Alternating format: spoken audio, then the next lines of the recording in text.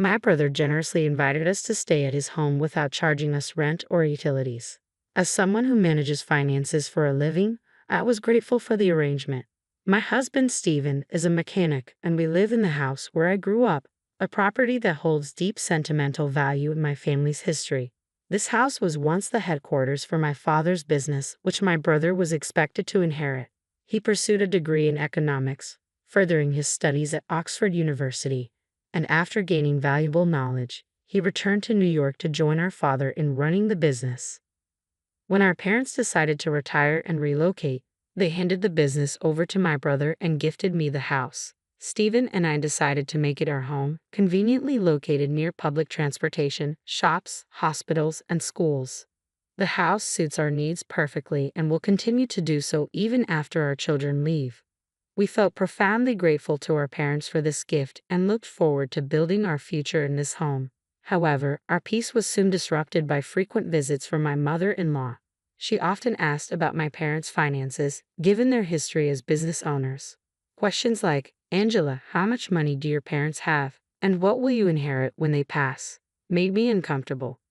I attempted to deflect her curiosity by saying I hadn't given it much thought and that the house might be the extent of any inheritance. Yet she persisted, insinuating that my parents must have discussed their financial plans with me. Her interest seemed rooted in the expectation of gaining something from their wealth, even though I had been clear about what I would inherit.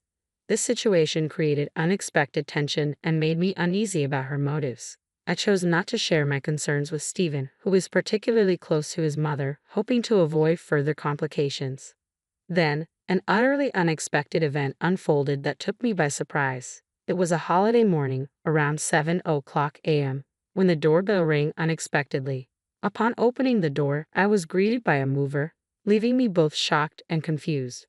Before I could gather my thoughts, my mother-in-law, along with my brother-in-law's family, arrived announcing that they were moving in. The smirks on their faces sent a chill through me.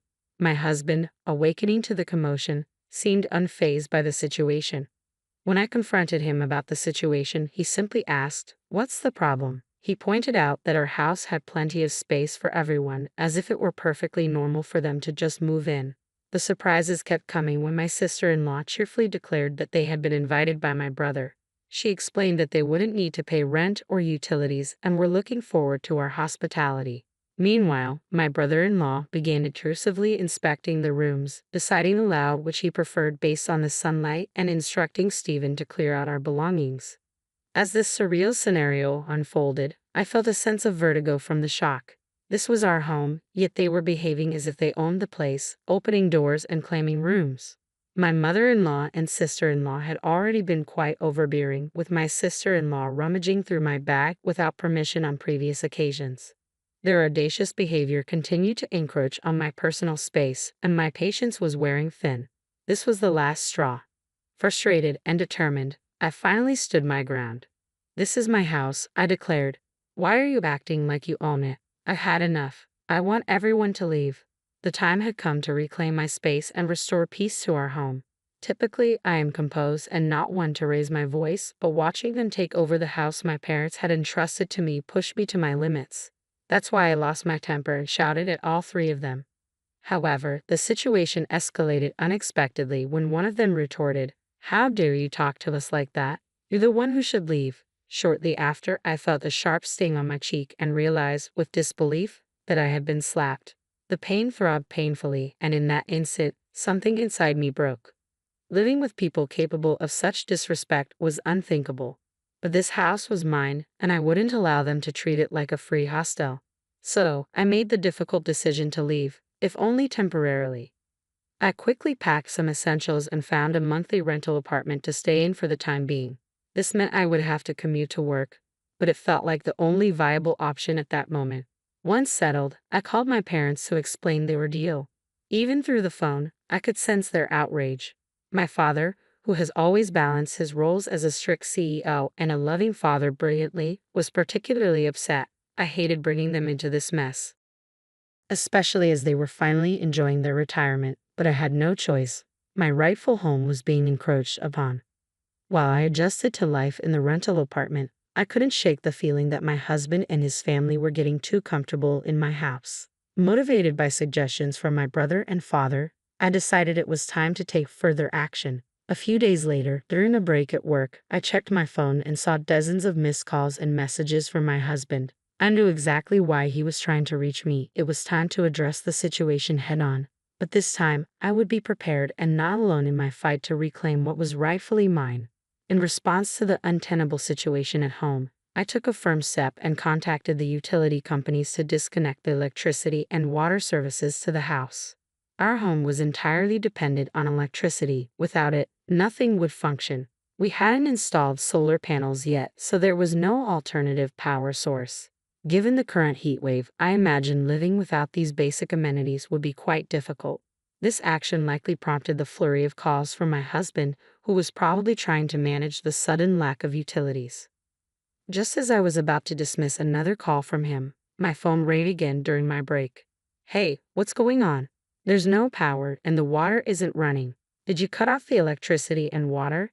His voice was tinged with panic. I explained that since the house was mine and I was no longer living there, it didn't make sense to keep paying for utilities I wasn't using. "The house belongs to me," I said firmly. "Now that I'm not there, it wouldn't be sensible to keep the electricity and water running. Keeping these services active would mean I'd have to cover the bills, which doesn't seem fair under the circumstances." When I shared my reasoning, my husband became very upset and demanded that I turn the services back on immediately. However, just because he wanted them reinstated didn't mean I was obliged to comply. I told him that if they wanted the utilities back, they should pay for them themselves. Every time we discussed finances, they insisted that since it was my house, I should bear the costs, but their actions suggested otherwise. I had no intention of renewing the utility contracts or asking them to vacate the house. After making my stance clear, I ended the call as my break was coming to an end. Later, my mother-in-law, sister-in-law, and brother-in-law all reached out with similar requests, complaining about the unbearable heat and the inconvenience caused by the lack of water. They wanted me to reconnect the utilities, but my decision was firm. This was a matter of principle and a step toward asserting my boundaries within my own property.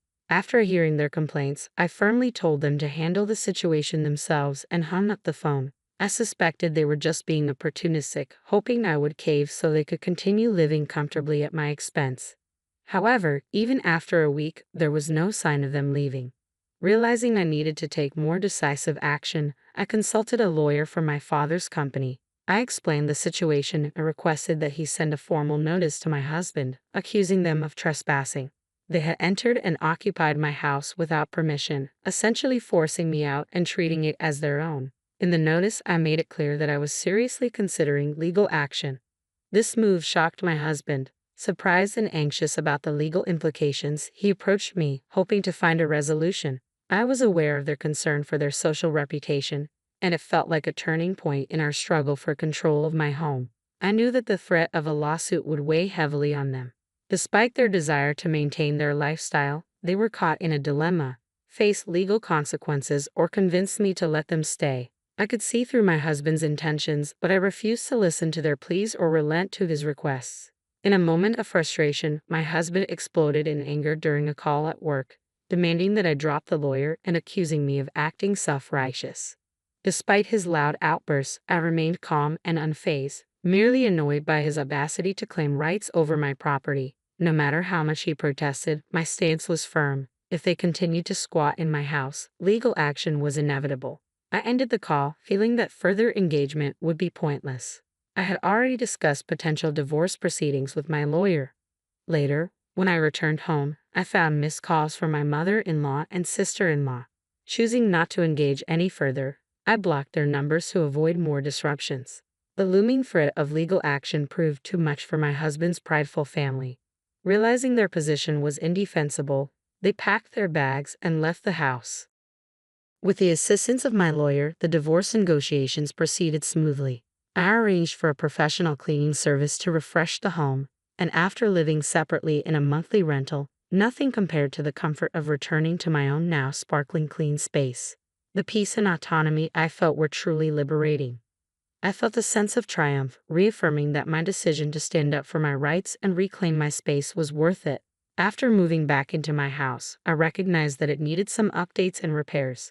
I discussed this with my father, who connected me with a reliable contractor, and we began planning the renovations. It was an exciting project that marked a fresh start in my comfortably solitary life. Living alone brought a sense of freedom that was both exhilarating and soothing. I could relax on my sofa without judgment, eat whatever I fancied without comments, and simply enjoy the peace.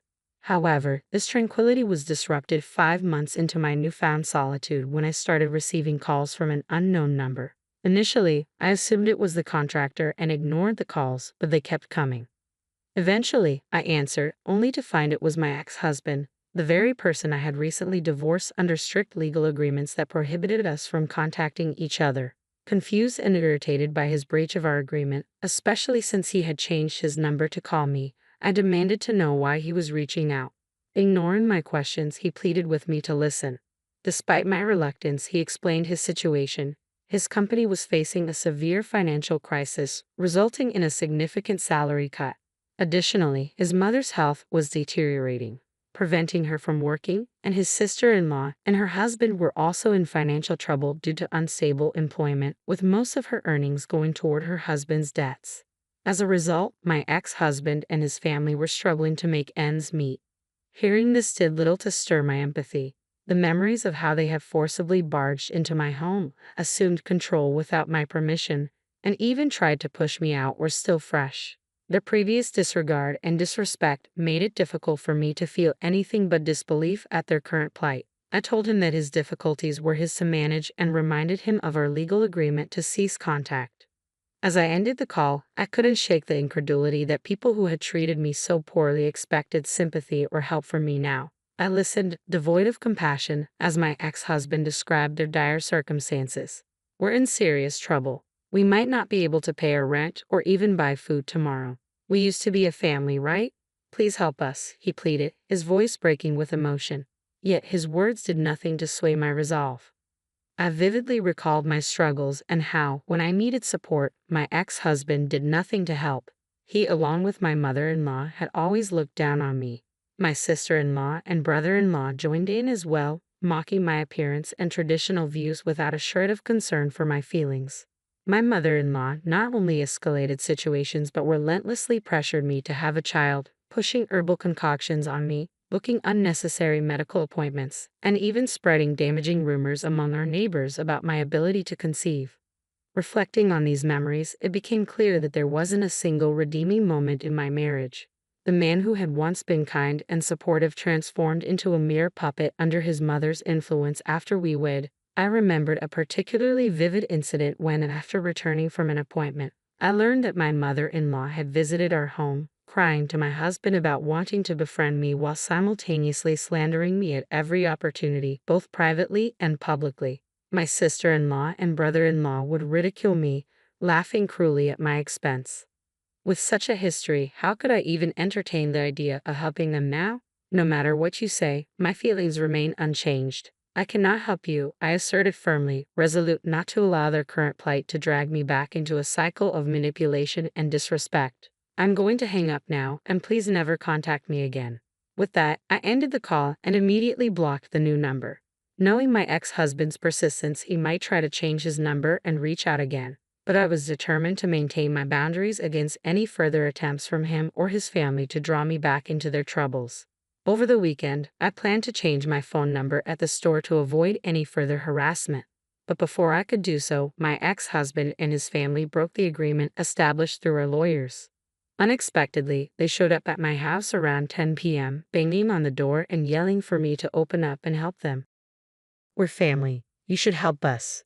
Their loud voices shattered the peaceful night, completely disregarding the late hour and the disturbance they were causing to the neighbors. Rather than confront them directly, I attempted to communicate through the intercom, urging them to go home and stop causing a scene. However, they ignored my pleas and continued to bang on the door, creating quite a commotion. Overwhelmed by their reckless behavior, I was on the verge of calling the police when I heard sirens approaching. A neighbor had already alerted the authorities. Seeing the police, my ex-husband and his companions panicked, mistakenly thinking I had called them. They tried to flee, but with a crowd of onlookers gathering, escape was not an option. The police swiftly intervened, escorting them to the station. I provided a full account of the events, explaining their unwarranted intrusion. The incident quickly became the talk of the neighborhood, and word spread even to my ex-husband's workplace through a coworker who witnessed the scene. Already facing financial difficulties due to a salary cut, this public ordeal and police involvement were the final blows to his professional life. His employer decided to let him go. With no job and unable to afford his apartment rent, tensions escalated within his family, leading to the collapse of their shared living arrangement. My ex-husband, Stephen, along with his mother, now resides in public housing, both working multiple part-time jobs in a desperate effort to make ends meet, with even his mother eager to contribute financially to their reduced circumstances.